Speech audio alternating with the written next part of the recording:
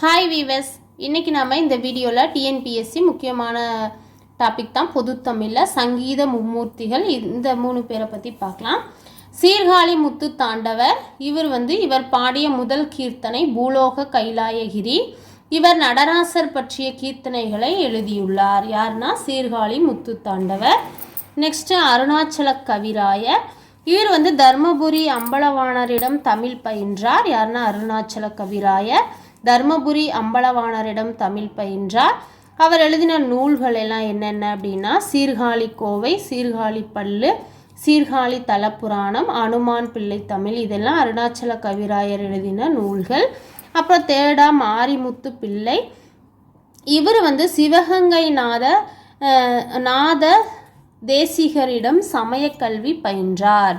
மாரிமுத்து பிள்ளை சிவகங்கை நாத தேசிகரிடம் சமய கல்வி பயின்றிருக்காரு.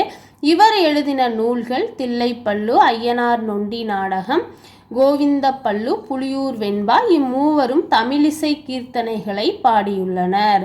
தமிழிசை கீர்த்தனைகள் பாடின 3 பேர் யார் அப்படின்னா சங்கீத மும்மூர்த்திகள் சீர்காழி முத்து தாண்டவர், அருணாச்சல கவிராயர், மாரிமுத்து பிள்ளை. இவர்கள் 3 பேரும் தான் தமிழிசை கீர்த்தனைகளை பாடியவர்கள். அப்புறமா கர்நாடக சங்கீத மும்மூர்த்திகள் 3 பேர் இருக்காங்க. அவர் தியாகராச ஐயர், சியாம சாஸ்திரி, முத்துசாமி தீட்சிதர். இவர்கள் தமிழ் இசைக்கு போட்டியாக வடமொழி மற்றும் தெலுங்கு இசை பாடினவர்கள். இவங்க 3 பேரும். அப்புறம் பொது குறிப்புகள்.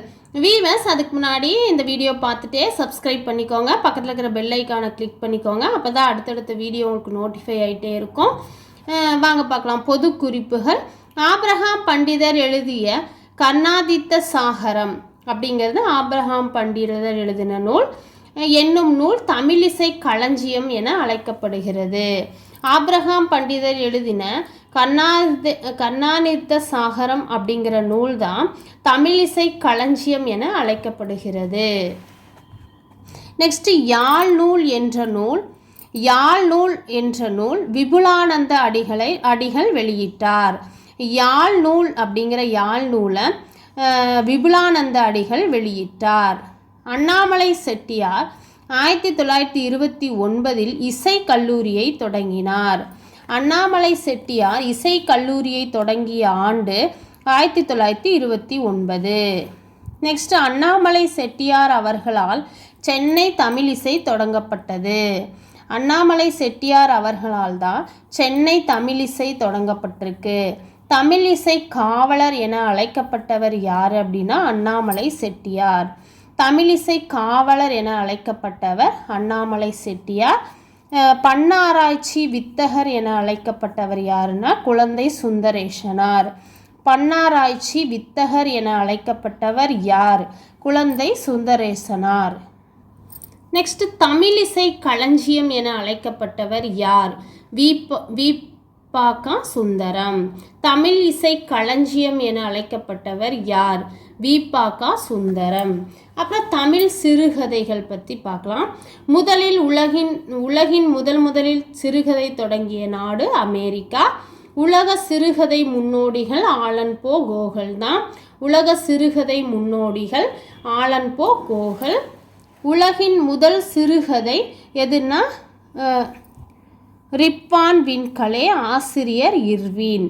சிறுகதை உலகின் தந்தை, சிறுகதைகளின் உலகின் தந்தை யார் அப்படின்னா செகாப் தான்.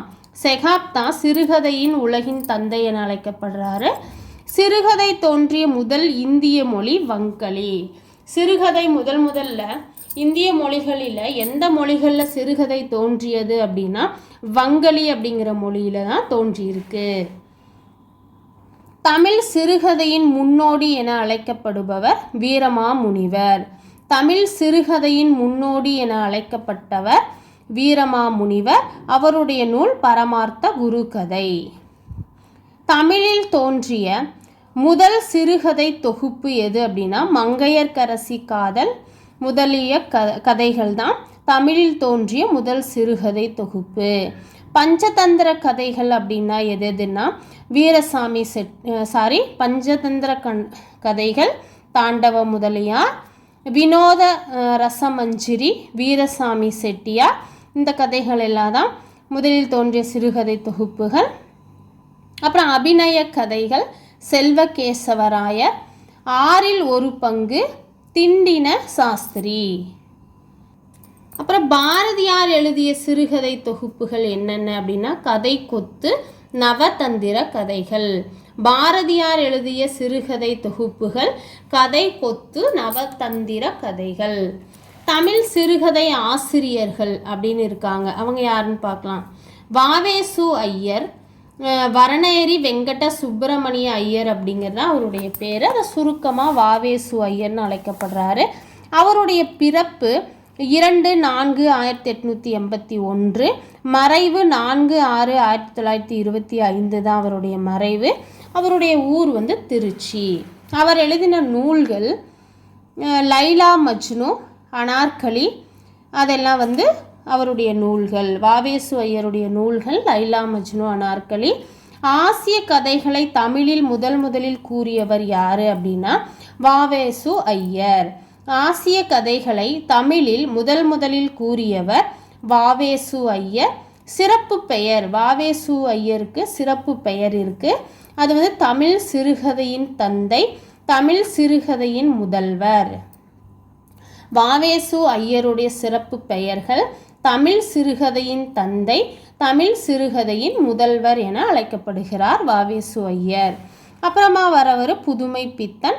அவர் பிறப்பு 25/4/1906. அவருடைய மறைவு 1948. ஊர் கடலூர், திருப்பாலி புலியூர். இயற்பெயர் விருதாச்சலம். விருதாச்சலம் அப்படிங்கிற இயற்பெயர் கொண்டவர் புதுமை பித்தன். இது நல்லா நோட் பண்ணிக்கோங்க. இவருடைய புதுமை பித்தனுடைய முதல் சிறுகதை ஆத்தங்கரை பிள்ளையார். புதுமை பித்தனுடைய முதல் சிறுகதை ஆத்தங்கரை பிள்ளையார். இவருடைய இயற்பெயர் விருதாச்சலம். இவர் நட்பியர் என்ற யுக்தியை முதலில் சிறுகதையில் புகுத்தியவர் யாருன்னா புதுமை பித்தன் தான். பேச்சு தமிழை முதலில் சிறுகதையில் பயன்படுத்தியவர் யாருன்னா புதுமை பித்தன். பேச்சு தமிழை முதலில் சிறுகதையில் பயன்படுத்தியவர் புதுமை பித்தன். 2002 இவர் படைப்புகளை தமிழ்நாடு அரசு நாட்டுடைமை ஆக்கியது. புதுமை பித்தனுடைய அவருடைய படைப்புகளை தமிழ்நாடு அரசு நாட்டுடைமை ஆக்கிய ஆண்டு 2002. அவருடைய நூல்கள் என்னென்னு பார்க்கலாம். கடவுளும் கந்தசாமி பிள்ளையும், சாப விமோச்சனம், இது தப்பாக எழுதியிருக்கேன், சாப விமோச்சனம், நினைவு பாதை, அகலிகை, சிற்பியின் நகரகம், பொன்னகரம், அன்று இரவு, கபாடபுரம், துன்பக்கேணி, காலமும் கிளவியும். இதெல்லாம் புதுமை பித்தனுடைய நூல்கள். இதெல்லாம் நல்லா நோட் பண்ணிக்கோங்க. அவருடைய சிறப்பு பெயர்கள் என்னன்னு பார்த்தா புதுமை பித்தன், வேதாச்சலம் அப்படிங்கிற இயற்பெயர் கொண்ட புதுமை பித்தனுடைய சிறப்பு பெயர்கள் தமிழ்நாட்டின் மாப்பசையான். தமிழ்நாட்டின் மாப்பசையான் என்று அழைக்கப்படுகிறவர் புதுமை பித்தன்.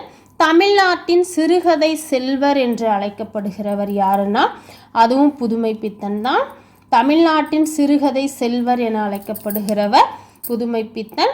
தமிழ்நாட்டின் சிறுகதை மன்னன் என அழைக்கப்பட்டவர். இது ஒரு டைம் குரூப் 4 டிஎன்பிஎஸ்சியில் கேட்டிருக்காங்க இந்த கொஸ்டின். தமிழ்நாட்டின் சிறுகதை மன்னர் என அழைக்கப்படுகிறவர் புதுமை பித்தன். இதெல்லாம் நல்ல இம்பார்ட்டன்ட், நல்லா பார்த்துக்கோங்க. சிறுகதைக்கு புதுமை பித்தன் அப்படின்னு சொன்னவர் யார் அப்படின்னா ஜெயகாந்தன். இந்த கூற்று ரொம்ப முக்கியம். சிறுகதைக்கு புதுமை பித்தன் அப்படின்னு சொன்னவர் ஜெயகாந்தன். இது நல்லா பார்த்துக்கோங்க. அடுத்தது கூப்பா ராஜகோபாலன் வராரு. இவர் பிறப்பு 1902, மறைவு 1944. ஊர் கும்பகோணம். கிராம ஊழியன் என்ற இதழில் ஆசிரியராக பணியாற்றினார். கூப்பா ராஜகோபாலன் கிராம ஊழியன் என்ற இதழில் ஆசிரியராக பணியாற்றினார். கிராம ஊழியன் என்ற இதழில் பணியாற்றிய ஆசிரியர் யார் அப்படின்னா இதழில் ஆசிரியராக பணியாற்றியவர் யார் அப்படின்னா கூப்பா ராஜகோபாலன்.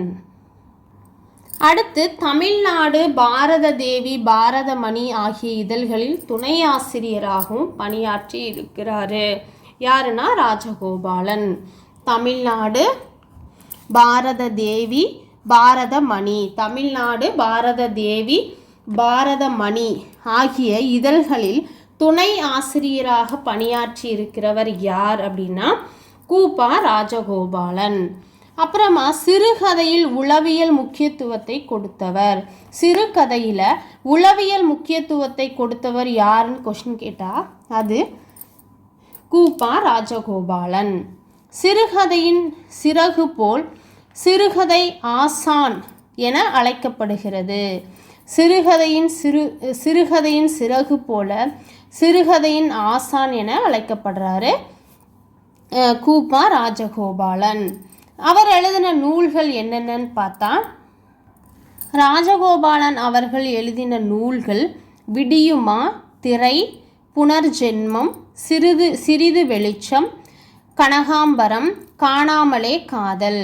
கூப்பா ராஜகோபாலன் அவர்கள் எழுதின நூல்கள் விடியுமா, திரை, புனர்ஜென்மம், சிறிது வெளிச்சம், கனகாம்பரம், காணாமலே காதல்.